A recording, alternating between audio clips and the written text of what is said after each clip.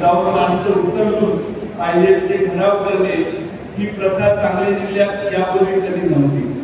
पण ही दुर्दैवानं प्रथा काही भागात या जिल्ह्यात पडायला लागलेली आहे.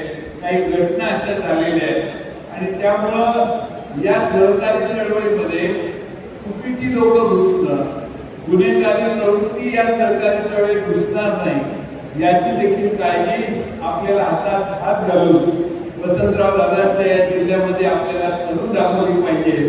या जिल्ह्यातल्या सहकारी चळवळी आपण पूर्ण ताकदीनं चांगल्या सत्प्रवृत्तींना प्रोत्साहन देण्यासाठी या सहकारी संस्था एकत्रितपणानं चालवतोय आणि म्हणून माझी आपल्या सगळ्यांना विनंती आहे की अशा वेगळ्या प्रवृत्त्या या सहकारी संस्थांमध्ये शिरणार नाही याची देखील काळजी तुम्ही सगळे घ्याल असा विश्वास मी या निमित्ताने व्यक्त करतो.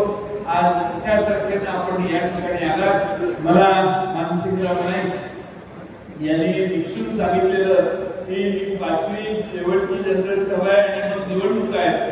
त्यामुळं मी पहाटे मुंबईला दिल्लीहून आलो आणि सकाळच्या इथं पोहोचलो.